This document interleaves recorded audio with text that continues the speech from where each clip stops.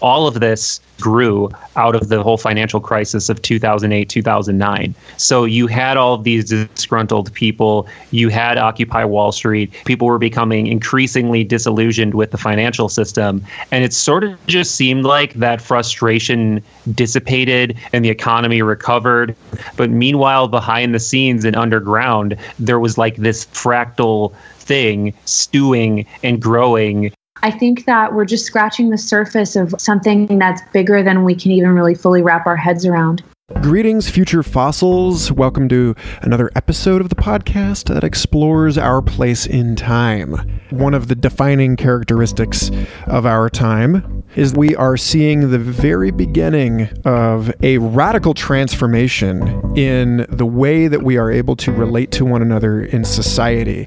We are becoming aware of the invisible environment, the consensus layer that determines the kinds of decisions that we are able to make together, the unexamined assumptions about what we thought we understood, about money, about trust, about agreement, and about our shared reality.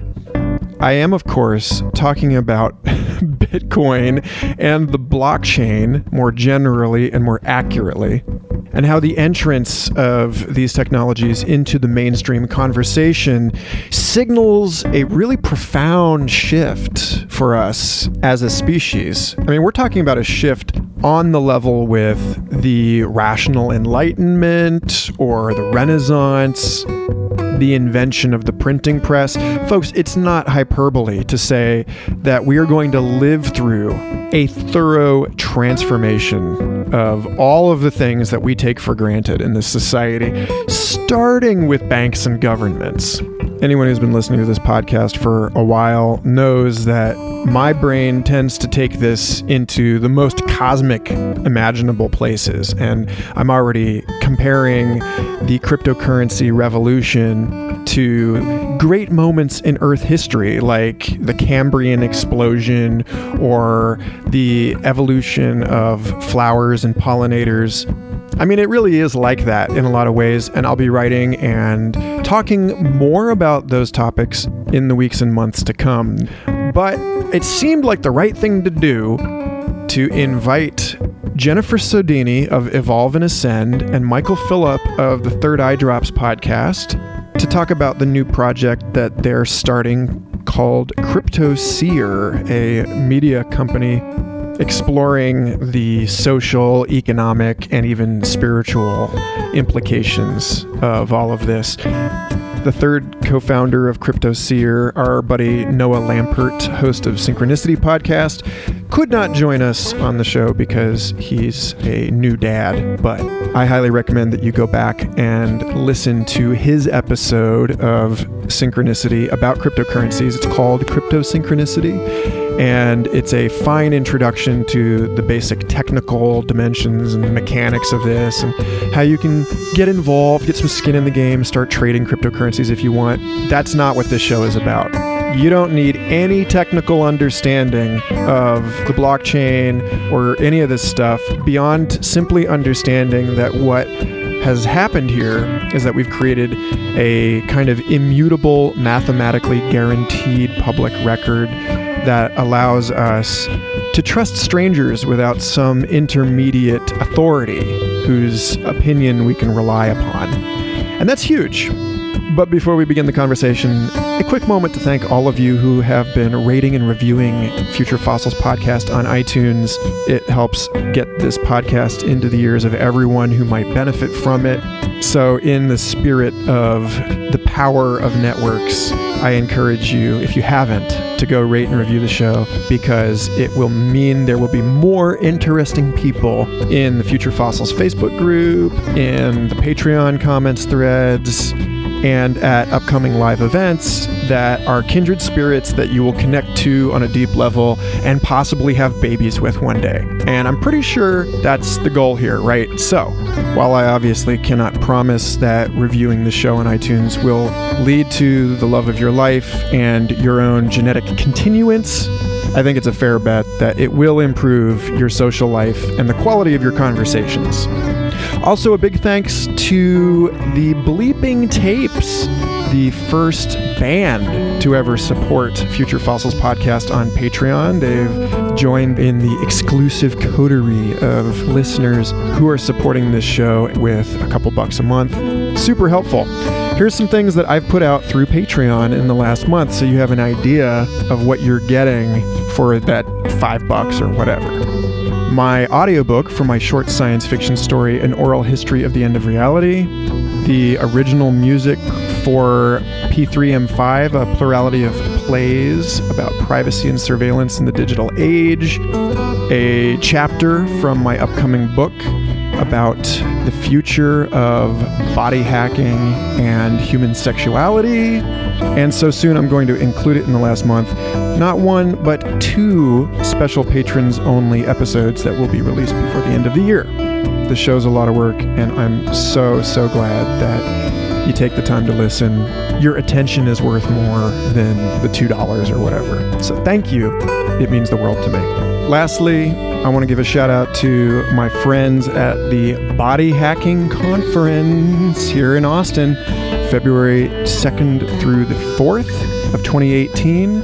I'm pretty excited. I'll be moderating a panel at this conference about human augmentation, personal expression, democratized medicine, and bringing the DIY ethos to our own bodies. If you've ever wanted to be in the same room as genius, expert, mad scientists who have found ways to tweet themselves orgasms or are, like my buddy Ludo Meow Meow, currently embroiled in a legal dispute with the police for embedding his chip from his public transit card in his hand, then you want to go to the Body Hacking Conference, bdyhax.com. See you there, I hope. I hope this conversation turns you on and gets you excited about the awesome revolutionary age that we are living in. If you have any questions about any of this stuff, feel free to reach out to me at futurefossilspodcast@gmail.com. It is so important to me that I do everything in my power to help people learn about these liberating new technologies, which, by the way, you can read about. There's plenty of educational information in the show notes of this episode. Enjoy!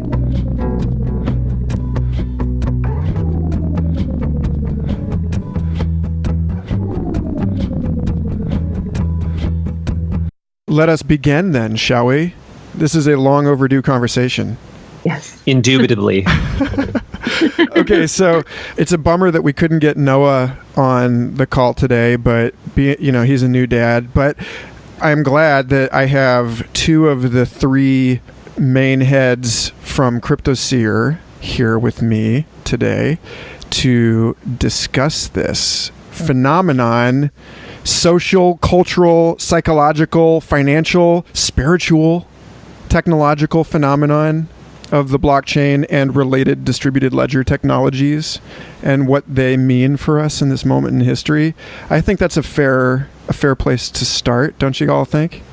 For sure. I do think, but I do also think that many people have not considered all of the angles you just presented in terms of cryptocurrency, in terms of Bitcoin, etc. So how do you, when you say all those adjectives attached to this phenomenon, what do you mean by that, sir?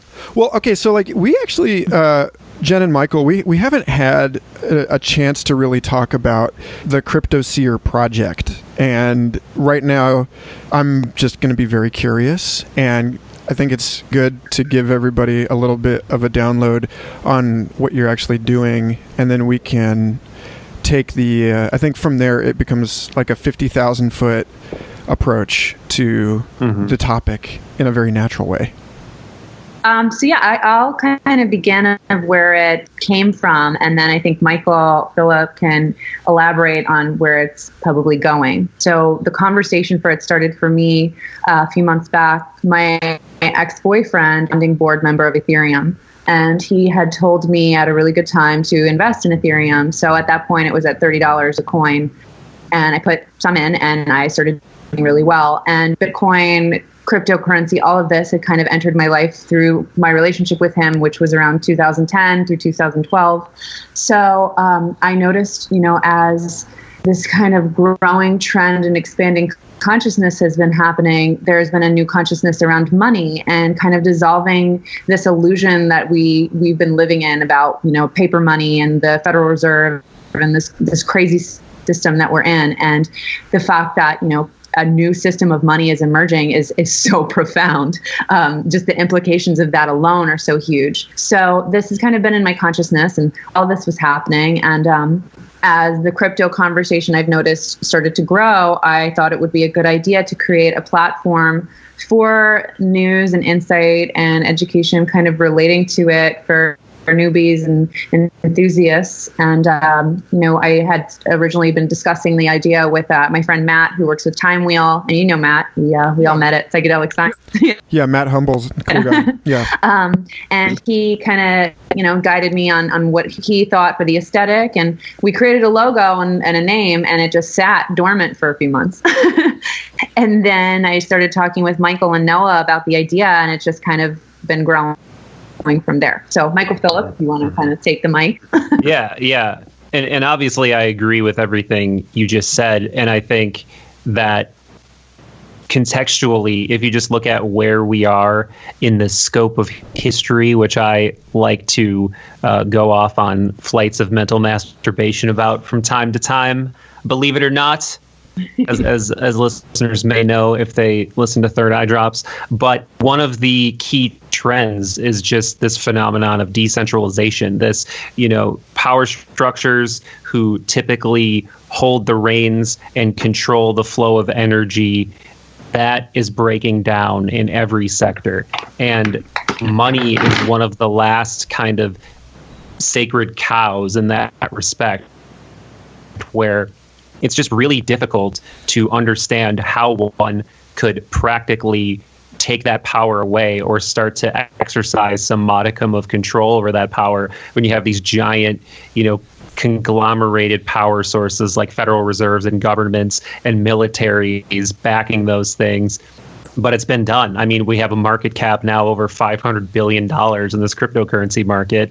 And the other major part of this that I think Crypto Seer is like trying to nudge is changing the language around it, like you were doing in the beginning of this conversation, because everybody is thinking of this in terms of it's money, it's some kind of sort of trivial, weird phenomenon that's going to just create some sort of temporary bubble and some sort of hobby for weird tech nerds, and they're going to make a little bit of money off of it. But just like Pogs and just like Beanie Babies, it's going to go away.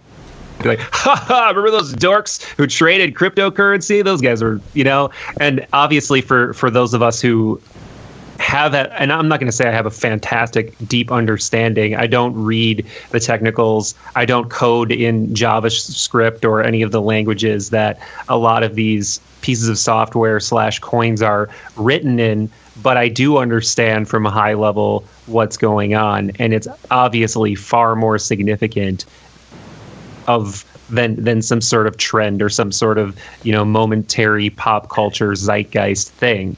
So given that, I think the next move, like I was just alluding to, is to change the language around it. What, aside from just thinking of this as digital money, what is this? And we're starting to build some of that language, and we're trying to figure out how to disseminate that. Yeah, I think it's right to... I've been looking at a lot of stuff recently, educating myself as much on this topic as I can for the last 9 months or so, when, since things have, I've been, following it for years, but like an idiot, I sold out my long-term, I'm going to buy a Tesla with this one day, I'll just show you all holdings in the fall of last year at a loss. And at any rate, that's all behind us now, right? Because part of, I feel like, learning to participate in the exponentiality of all of this, like learning to serve this, serve and surf this extraordinary wave of change, requires a kind of like flow state presence where you can't focus on the mistakes that you've made beyond the point that they have something to teach you. It's like you got to keep your head like fully in the game and like your wits about you. But at any rate, the thing that I keep seeing is that we're still at this early stage with this new technology and this new way of seeing and understanding and relating to the world that is engendered or like encouraged by this technology, you know, in the way that every medium kind of creates the consciousness that occupies that medium, you know, and that the television consciousness and the internet consciousness are very different, and that there's this much deeper, mature network consciousness that's emerging here. What do we specifically mean by that? I think the video that's really been doing it for me lately is Richie Etwaru's TEDx talk. He's a Syracuse University professor, and he was talking about the scalability of trust. And that if you put away all of the language about cryptography and like this cypherpunk bullshit that everybody's so like super obsessed with, like all of us love playing, you know, spy games with long numbers and shit. But what it really boils down to is that this is a crisis that we've been living in for longer than we've been alive, for hundreds of years, where society has scaled beyond the human being's ability to directly like participate in it in any meaningful way. And so like the institutions of our world are in control and the people are not. And that, you know, this is a way that it's not just about rich people versus poor people. It's about individuals reclaiming agency within and over these massive organizations that we have come together to create these like planet scale institutions that we've created in the modern age. And like suddenly we have a way of trusting one another that's like guaranteed by math instead of by the external authorities of these third parties. And it's a total renaissance. So anyway, end rant. Yeah. You know, when I first got into crypto, it was through my ex, and, you know, I didn't really know what I was doing. I just was around it so much and absorbing it from him. And after our relationship ended, I had the majority of my Bitcoin, all of my Bitcoin in Mt. Gox, and that platform got hacked, and overnight I lost everything I had.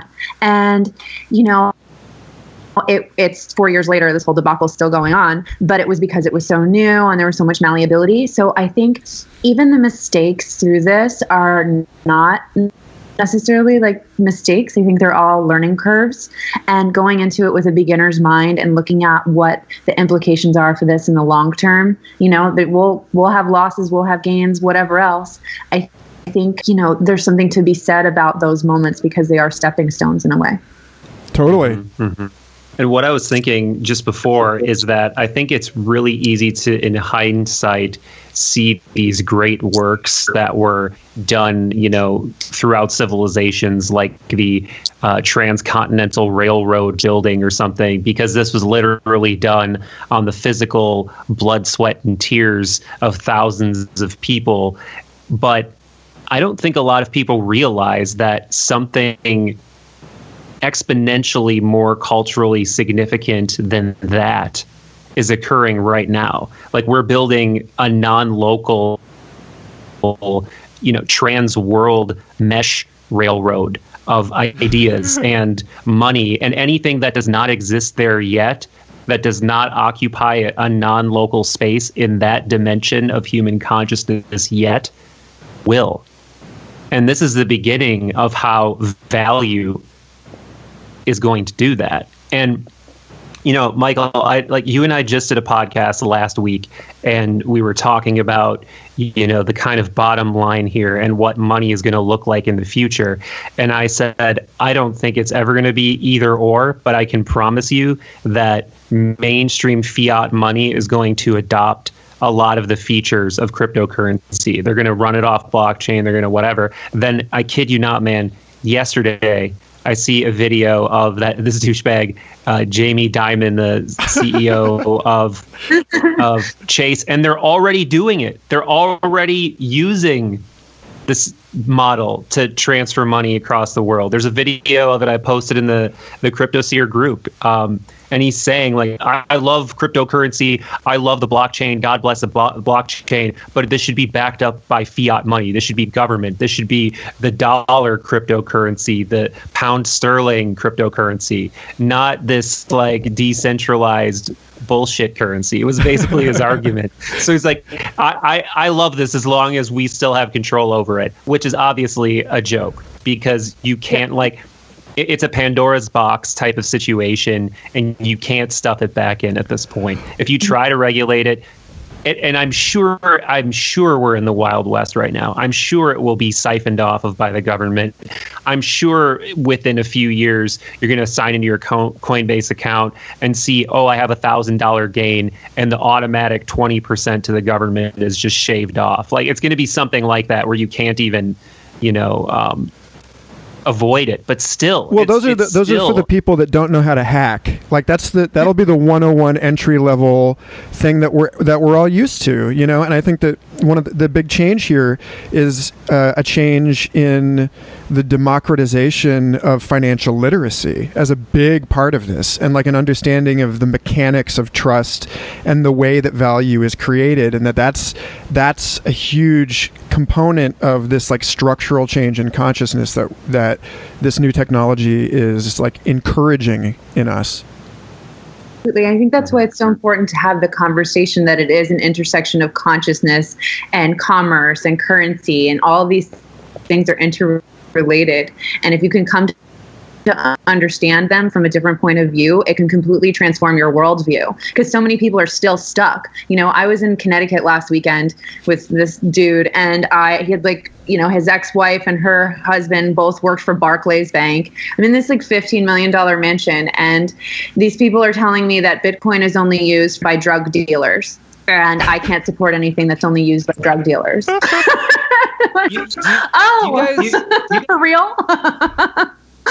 Do you recall there's a clip from the early to mid 90s that was from the Today Show of Katie Couric talking about email? Oh, yeah. Remember this? Yeah. This is exactly the type of conversation that's happening around cryptocurrency right now, that we will all be looking back at in a decade, we're already looking at it like it's preposterous and simplistic and childlike the way some people are discussing this. But we're societally going to be looking back on this in a decade or less, and it'd just be laughing collectively at how ridiculous it was. Yeah, I think, again, that's where this sort of reframing comes in, because we've had the internet around long enough now to have feelings about it.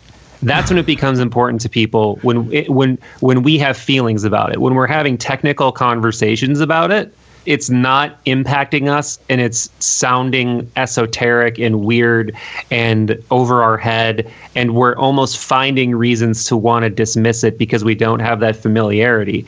But as we do begin to build narratives around it and stories around it and feelings around it, that's when it's going to become really entrenched in the sort of collective psyche of the people.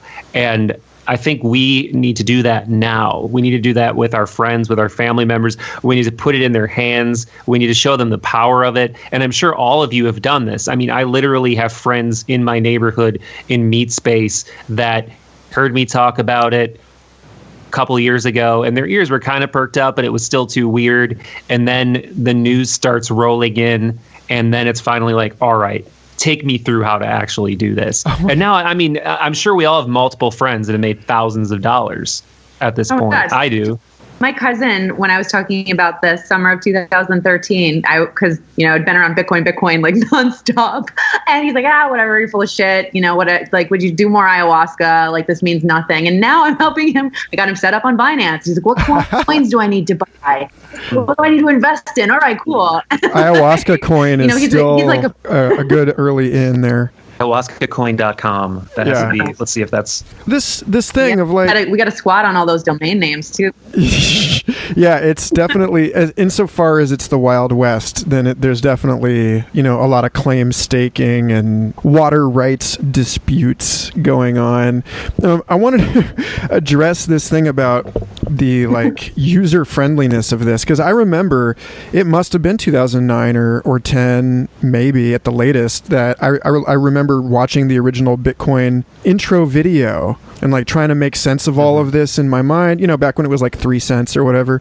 You had to run a full node in the network on your computer. You know, there was nothing, you know, you had to learn to code to do this shit. And it just escaped me. And I think that part of this is really just symptomatic of something that I'm thinking about and talking about all the time with people, which is our psychological flexibility, our ability to adapt and learn and evolve and change with all of this stuff. Because I feel like you see people like Jamie Dimon who are, you know, they're trying to take this new thing and like force it to fit the mold of the old thing.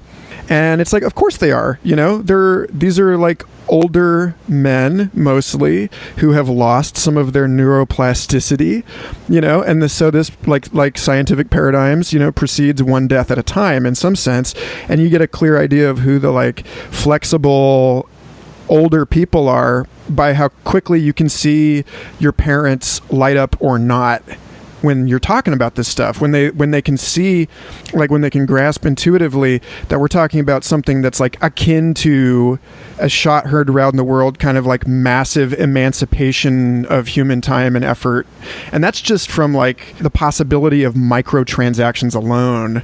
The stuff just creates rants. It just happens. I know I'm not alone in that.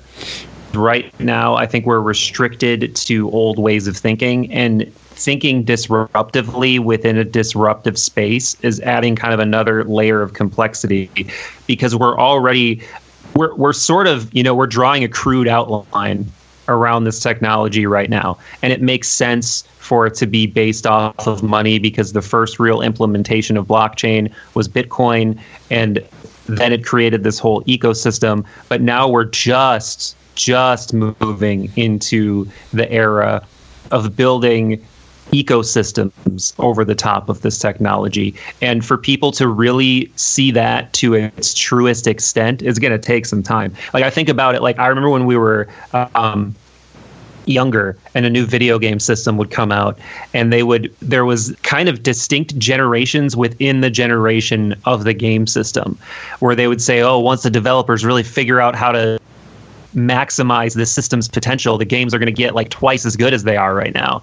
And I feel like it's like that, but just factored. You know, it's factored with the type of open-endedness that there is in this technology, because we haven't even really explained what it is yet. All it is a distributed network of trust, like you said, or a ledger where all the, you know, imagine we've all seen graphics of interconnected points. So imagine if instead of you get on your computer, that computer sends a signal out to a server to ask for a file, and then the server delivers the file, and there's this sort of, you know, hub and spoke relationship, to use a networking term. You have the headquarters, you have the guy asking for the thing. Now imagine if you just destroyed the headquarters, and that's it. And it's just person to person, peer to peer, intermeshed communication. That's what the internet is. So that's why this is the internet of money right now, but it's not just money.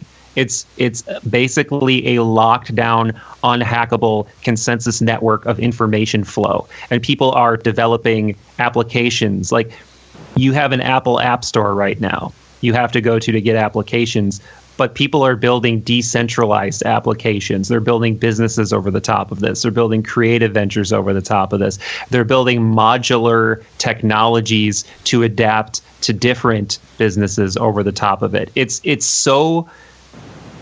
There's such a torrent of innovation happening. There's such a tsunami of ideas being thrown into this that even trying to explain it and keep up with it is almost impossible right now. And like Jen and you two, to an extent, Michael, know how obsessed I am with this. And I can't even keep up with it. And I do a technical day job, and I can't even keep up with it. So I don't blame people for kind of just glazing over right now. Like, it's not as bad as it was in 2009 through 2010, like you were talking about. Like, there's GUIs where you can go click around on stuff and get it done now, but it's still esoteric as hell. It really is. Yeah. I think that's what's interesting, transforming the language of it and being able to use creativity and art as a vehicle for understanding, because there has to get to a point where we can articulate this to someone as though they're 5 years old. It's like, explain it to me like I'm 5, And I think art and metaphor and language are the ways that we can kind of maybe like implant an idea in a different way. So the more we understand it, the more everybody else does, and so on and so forth. Definitely. Actually, I saw just last night, Wired Magazine did a video where this blogger, I forget her name, explained the blockchain at 5 different levels of sophistication, from 5-year-old to expert, and actually like sat down with people at these different ages and gave them, the version sort of tailored to their age group. And I thought, it was like, that's very brilliant. That's an excellent example of like an integral communication. That's another interesting skill set that I feel like all of this is cultivating in me, because it really does require, you never know who's listening, but I feel like the moral mission, it's almost like if you see that one ship is sinking and this other ship is right there, and it's like, you got to get as many people onto the other boat as possible. So that means like learning to communicate as effectively as possible. And there's that dimension of it also. But Jen, I'm curious to hear from you as someone who's been in this for as long as you have, what you see as the sort of ultimate humanitarian or like evolutionary potential of distributed ledgers and what can be built on them. Where I've taken my studies in the spiritual and esoteric realms is everything's about dissolving boundaries, right? And we live in a very big world, and there's so many people within this world, and the global currency where, you can do business anywhere and it's universal. That's huge. And even in the video where we first put out for CryptoSeer with the Beginner's Guide to Cryptocurrency, how many people don't have access to a bank account but have access to the internet? How that can free so many people and liberate so many people from poverty. And I think that we're just scratching the surface of something that's bigger than we can even really fully wrap our heads around. And it's funny because I've never been a mathematics person or a tech person. My strength has always been in art and words. Going back to when I kind of first had my awakening and every layer of reality being stripped away, I never really understood how oppressive and detrimental our financial system was until I had discovered this little video on the internet about waking up from the American dream. And it was just this cartoon showing you how our money system was created and what it all kind of has evolved into, and really the implications of it. And it helped shift my perception. And I just think that the consciousness behind the blockchain and crypto is starting from such a intentional, incredible, disruptive space, that merging away from this hydra that with all these heads and corporations and craziness. I mean, it's just, there's so much there for creating a regenerative society in so many ways. Sorry about the tangent, but that makes sense. Yeah. No, I like the direction you're going with this, because you're getting into this sort of, that's an entire form of communication on this program. Well, I guess this is potentially multiple programs, but all of them. What you're getting to is something I actually heard Elon Musk talk about recently, in that he has his kids in the school where it's problem-based learning, where you're not learning, this is a wrench. A wrench tightens and loosens screws. What you do is you're like taking something apart and then realizing, I need a wrench to take this thing apart. Because when you're just learning about arbitrary, isolated things, it's not interesting. It doesn't make sense. But when you start talking about all of the problems something has, then you realize where the gaps are, and that you need to fill these cracks in, or you need to build something new. And that's exactly what's going on with the financial industry. I think everybody could name dozens of problems, like interest rates, student loans, subprime mortgages, like you were saying, people without banking, remittance fees being ridiculously high. If you live in a different country and want to send money somewhere else, you can't build wealth in your checking account. It's like all of these things, like cryptocurrencies, either directly or indirectly solve literally everything I just said. And again, that's just scratching the surface. These are just like proto-embryonic type applications for this stuff. And then you got this layer of smart contracts on top of that. So I heard a really interesting thing. I think it was, I'm trying to remember, I think it might have been Farananda Ibarra of the Holochain project that was talking about this the other day, but it was, somebody working on this layer of disintermediating the legal system. So you don't have to go to a notary anymore. And we take this for granted in the United States, but in Mexico and many other countries, the process of notarizing a legal document is sometimes so extremely expensive that people cannot start family businesses. Wow. Like, they can't get the paperwork notarized. They can't jump through the layers of like bribery and other greasing that has to happen in that progress. And so there's this whole other part to it too, which is the empowerment of small business actors. And we're seeing this, with the crypto trading boom, that people are able to participate in the market at a level of minor investment, whereas before, like, to play the game on the stock market required way more money than most of us have to play with, And so if you think about it in terms of a fractal structure and energy flowing through the whole system, then water flows through a fractal river system a whole lot better than it flows through a linear aqueduct, because the water moves that way. And so, money and other forms of energy want to move that way also. And so the smaller of a minimum transaction, the smaller of a minimum investment, then suddenly we have like this massive wealth that each of us possessed as people that we're not actually getting into the economic system or the legal system originally, and now we can. And so I see it as this enormous liberation of human potential in a non-coercive way, because there's nobody in the middle that you have to bribe anymore. Yeah. And what's really interesting to think about, from a Freakonomics perspective, how many millionaires, and we have our first Bitcoin billionaire, that this is emerging from this, and how that wealth will be used. Are those who are kind of tapping into that, are they going to use that for the greater good? Where is it going to go? Like, there's just so many variables happening right now that, like, it's incredible when you think about it.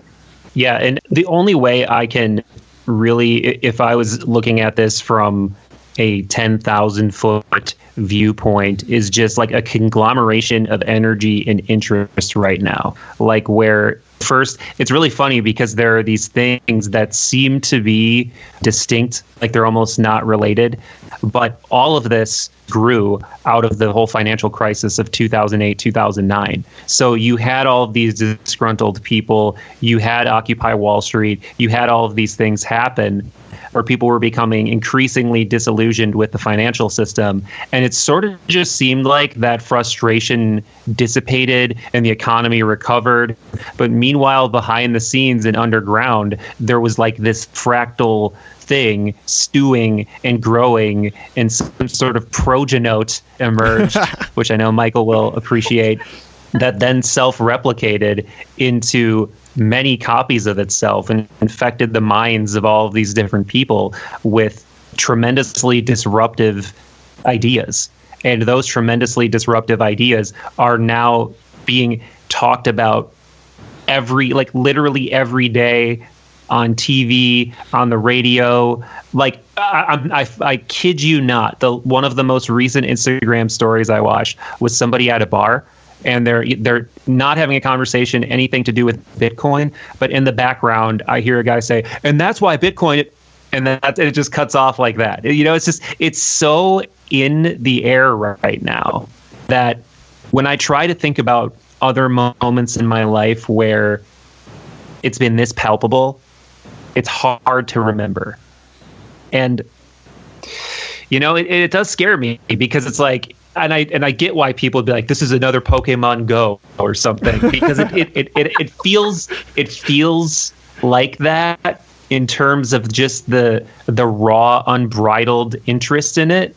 But there's no conceivable reason why people would ever get bored with this. It's not like there's a new thing to move on to that fills the place of this. It's not like there's a new way to go make 1,000% returns on your investment in 6 months. Like, this is something that is either going to be corralled and crushed by power holders through a really, like, at least intellectually bloody and legally bloody sort of culling, or maybe even a literally bloody one, because I don't know. I might take to the street. Let's talk about this, because we're was it $500 billion market cap is still like 1/1000th or something of the total money floating around in the world. It's insane. Like that we're still at the very beginning of a development and adoption curve for this like new platform of human society that goes so far beyond just digital payments, right? So, but at the same time, like we're at this crisis turning point for this thing that's happening at a convergence of other crisis turning points. So like when I stand far back enough from this to look at it as like one of those moments, like the end of the age of dinosaurs kind of moments on Earth, we're living through some stuff that's going to take years. It's going to, possibly the rest of our lives to unfold, and it's going to change.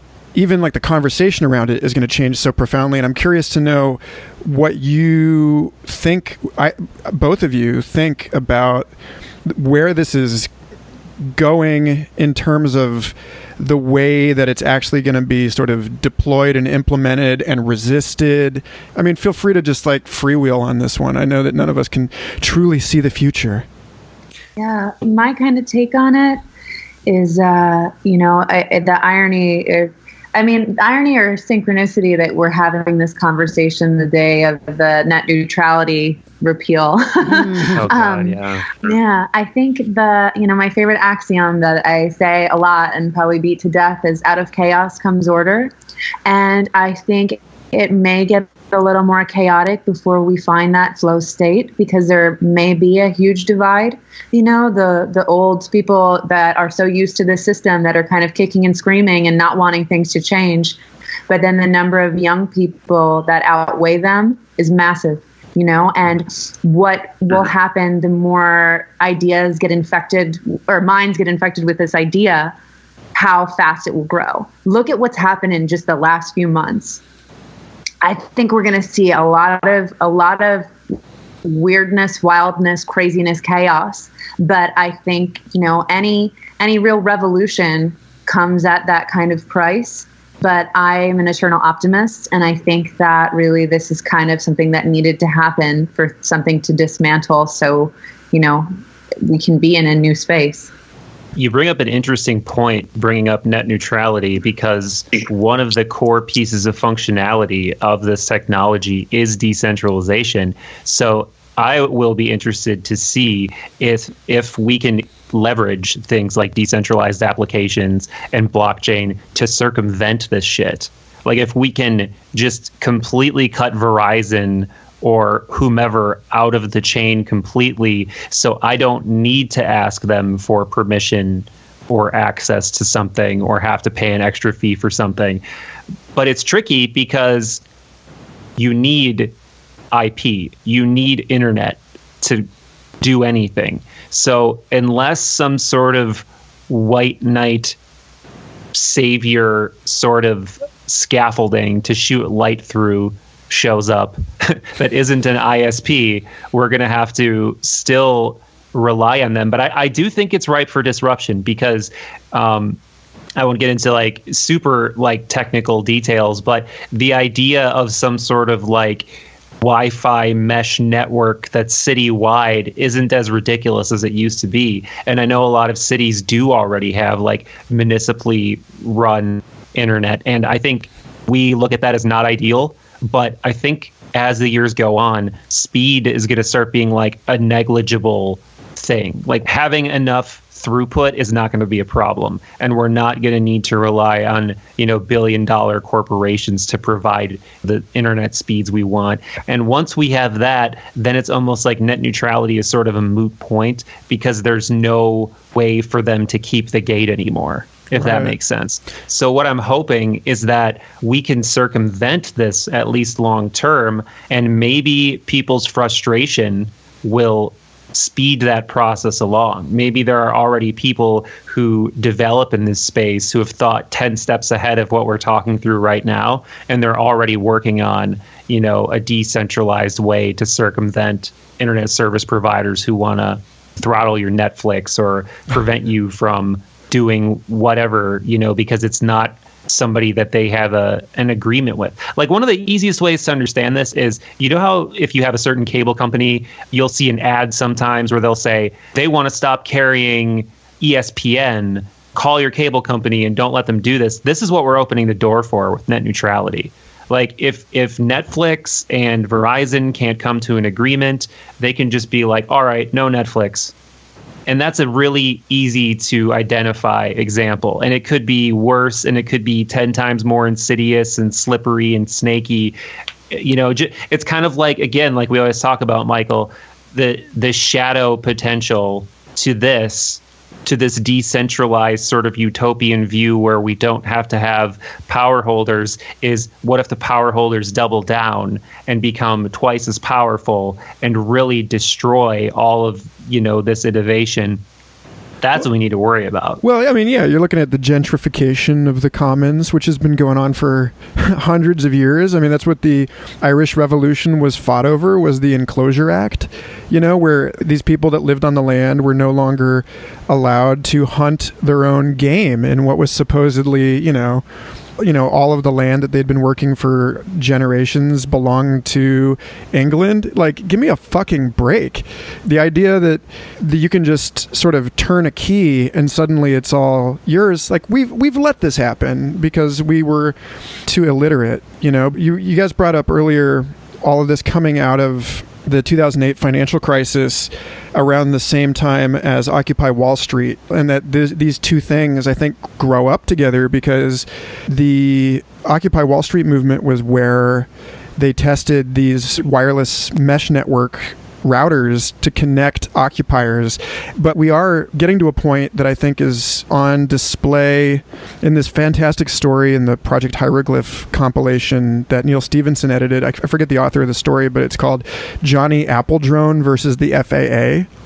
And it's this guy, just this 3D printer, just like belching these little grasshopper drones that form a wireless router mesh network over the Midwest so that people can use the internet around the major telecom companies. And then like the FAA goes after him ultimately because it's all this, the Hydra that you talked about. But I mean, that's a very believable future. That's a very believable stopping point on the way to this where the next wave of stuff has fully digested that kind of holdover oligarchic structure. I agree. I mean, I would like to think that the oligarchic structure is not long for this world, and these are just these sort of like swollen, buttoned up things that get to just keep existing and growing because of tax loopholes and having their literally their hands down the pants in some cases of the people writing the laws. And the more we can disrupt that relationship, the better, of course. But I don't know. I mean, I suspect it's going to be a repeat to some extent of what's always happened, where a disruptor comes and spoils everything, but then they become the new oligarchs, and then the cycle has to repeat itself. Is that what's referred to as a dialectic? Is sort of like the repetition of that pattern? Is that the right phrase? I don't know, but I know there's a philosophical, the Hegelian dialectic kind of yeah, exactly.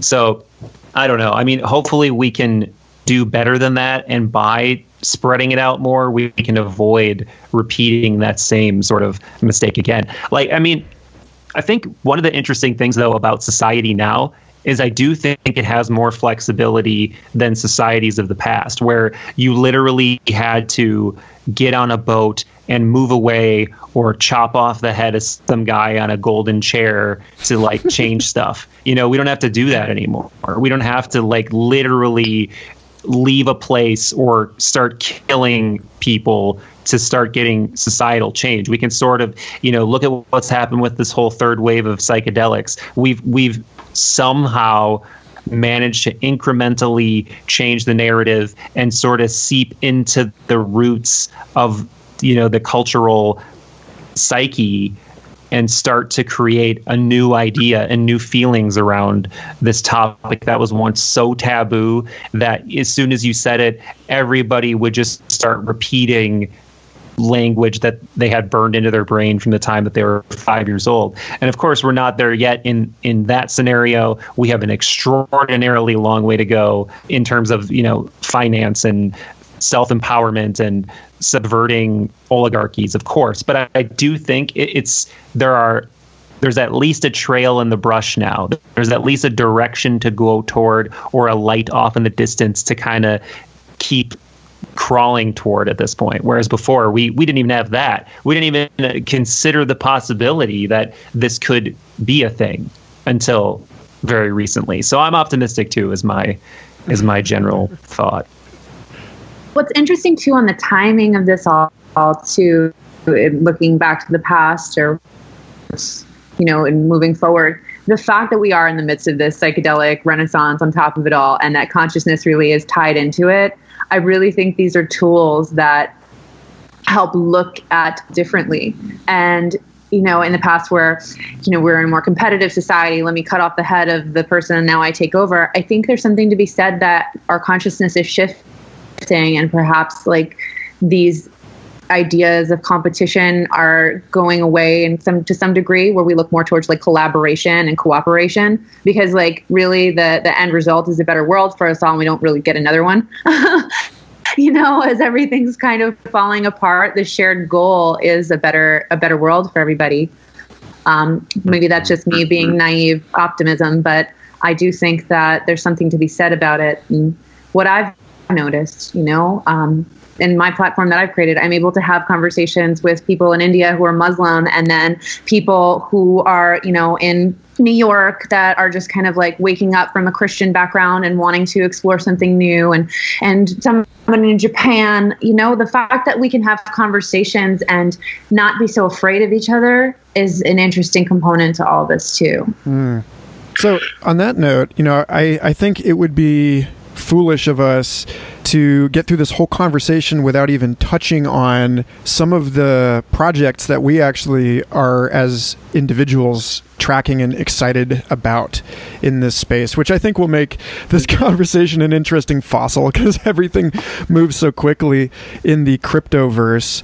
But like you were just saying, Jen, the way that people are coming together to collaborate right now is really fascinating, and the way that these decentralized autonomous organizations and other crypto projects are emerging in this space from groups of international collaborators that are working on open source developer base. It's extraordinary. So I'm curious which projects you two find the most inspiring and why. In terms of crypto projects? Yeah. Like, which ones you think hold a lot of promise and potential? Well, without going into like too much detail, especially for people who aren't initiated into this so deeply. So like I was saying before, Bitcoin really is the sort of first application of this technology. They were sort of born together from what I understand. And Bitcoin was an implementation that envisioned, this consensus network over the top of it with all the algorithms necessary to create certain amounts of it through certain exercises. But then the evolution of that is Ethereum, which most people have probably heard of too if they've read anything about cryptocurrency. And the visionary part of that project is creating, like I was alluding to before, an ecosystem over the top of a blockchain, not just a way to transfer money, but a way to code, a way to build programs, a way to build businesses. And that's really why you're seeing this influx of innovation now, is because you have a platform to build over the top of. So a lot of these tokens and coins that you're seeing come on the market are actually derivatives of Ethereum, because Ethereum gave them the underpinning they needed to do what they're doing. So I think I'm extremely excited to see where Ethereum goes, and I want to see how people leverage that technology to start doing creative things, because really, I still have a hard time envisioning the best way to use these technologies. But there are people out there already doing some incredible things. I'm sure we've talked about this already, like all of us separately or on the air or whatever, but there really are blockchain-based and coin-based drone companies out there where you have drones or airplanes that are all on a blockchain, and they're simultaneously reporting bugs to each other and software inefficiencies and safety issues and air traffic controlling one another because they know exactly where they all are at all times. Like, and this is just, again, we're going to need that for flying cars too. There's no way that we're going to trust people to drive themselves around in 3D. Yeah. I mean, imagine putting like Teslas and self-driving cars in the blockchain to prevent accidents, adding like another layer of autonomous driving, another layer of safety, another way to prevent people from hacking, because you can't hack one car and falsify the blockchain. It's just there's just so many ways to implement this stuff. And from what I understand, Ethereum is really the most mainstream way to do that right now. So that's the one that sticks out for me. I second Michael, and I think you worded it so eloquently. And, as somebody that I can't say I'm an authority on all of it, I'm still learning. I'm so inspired by you both, because I really feel like I'm getting to have this firsthand kind of look at the world is transforming, and being able to witness it and hear from people that can speak it so eloquently. That's what really inspires me.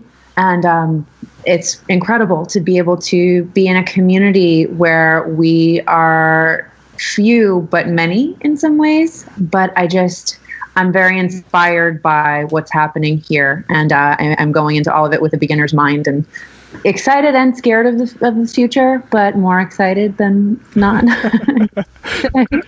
better to stay curious than anxious. And the way, I always try to look at, coming back to kind of my spiritual root and all of it, and where I say my philosophy that I relate most to is this idea of like cosmic consciousness and everything being interconnected. These fractal patterns of lightning and the way that our brain and veins and everything grows.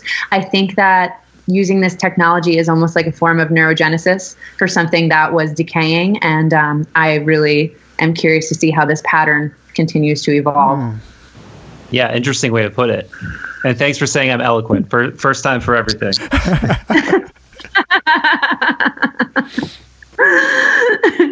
Well, I appreciate that you're eloquent, but also, can dig a good meme.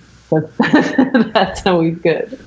Absolutely. I didn't hear you say ontological even once in the last hour, Michael Phillip. I'm growing as a person. But I do think that there are some interesting ontological issues that come up here when we examine the way that, just to maybe go out on a real stretch here to save that plate I just dropped in your lap, that, when you get into something like Dogecoin, which was a cryptocurrency that was invented as a joke to troll Bitcoin, but has gone up precipitously in the last few years along with all the rest of these, and then you look at, like you were bringing up Jamie Dimon's talking about the whole project of tethering a cryptocurrency to the fiat dollar. That's they're trying to make a joke currency into something real. And then meanwhile, a currency that was created as a joke became real on its own, like the Velveteen Rabbit or something. And so, you get into these issues of like when it becomes so starkly obvious that value is just the measure of our agreement on value, that it exists, because it's like supported by the network of our mutual understanding, then the potential for like ironic money that everyone's actually using is just like basically 100%. Like all of us are in on more and more of us are in on the joke of the social construction of the things that we find important, and that includes even like our own social identities. I think like this, to me, this all tails out, and I feel like to speak to Jen and your talk about the transformation of consciousness here, I feel like it all brings us ultimately to the end of realizing that this shit is all just a joke. That that who we think we are has no more basis in reality than the fiat dollar. And it's just like, we all just agree that it has value. Yeah, or if not a joke, at least it's severing the sort of idolatry sort of relationship we have with these power structures that, want to cloak themselves in this sort of sacred, untouchable garb. This idea that money is this thing that only comes down from on high, and your laws are this thing that only come down from on high.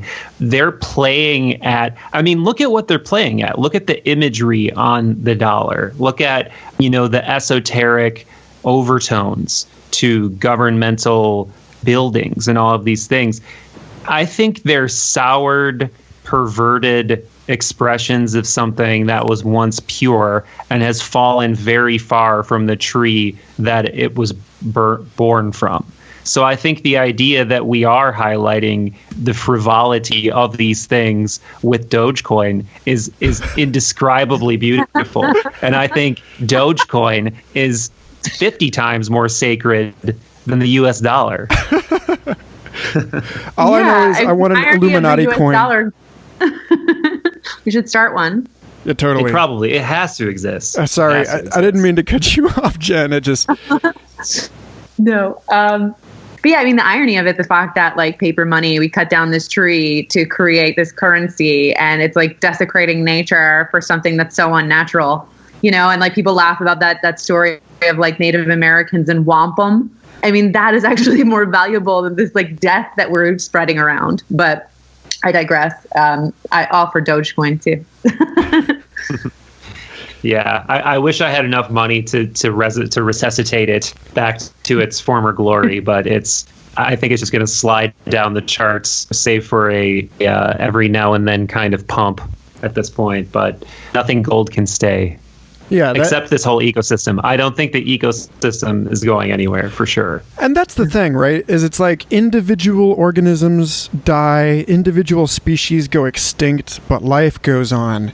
And I think a lot of people don't understand this about the new ecosystem that we are all developing here together, which is a friend of mine said, what if Bitcoin is actually a CIA project? What if Satoshi Nakamoto is a group of hackers at CIA who are, have worked on this thing that they have the keys to, and that, they're just going to get everyone on to Bitcoin, and they're going to turn the key and make us all brain-shipped NWO slaves. And it's okay, that sounds great and all, but what you've done is you've just fabulously perverted the entire understanding of this emancipatory technology to bend it to fit a dystopian fantasy that you want to happen in ways that are completely wrong. About it's if suddenly everyone was okay, the third eye on the pyramid opened up and now your Bitcoin is all, NWO coin, then everyone would just move to another platform. And also to your Alex Jones listening friend, guess what? That's what the internet is. It was the ARPANET. It was created by DARPA for use by the U.S. military, and it's completely gone out of control. It's completely out of the hands now of the people who opened the Pandora's box, to use that example again. And the very same thing would happen with this. It's so far out of the hands of one person or one power structure at this point. Even if you annihilated Bitcoin today, you chop the head off of 50 or 60% of the whole market cap of the whole cryptocurrency ecosystem, Ethereum would rise right to the top, and that would be the new gold standard, and things would just proceed. That's what would happen. We saw that happen with Napster, and I think it's important to remember that basically where the music industry goes, there goes the rest of digital existence. And so we have a clear idea and very recent precedent about the way that this is going to get attacked and the way that the network will respond, So, well, guys, that's an hour. I really thank you both for taking the time. I know this call was hard to schedule, but it's so timely and vital and important, and I'm so excited about your project. So thanks for taking the time today. Yeah, we are too, man. Thanks again for listening to Future Fossils Podcast. a member of the MindPod Network, along with such excellent shows as the Synchronicity Podcast, Third Eye Drops, It's All Happening with Zach Leary, and many, many more. Go to mindpodnetwork.com to check those out. And if you'd like to support the show, give us a rating on iTunes or stop over at patreon.com/Michael Garfield. Thank you, and have a most excellent eon.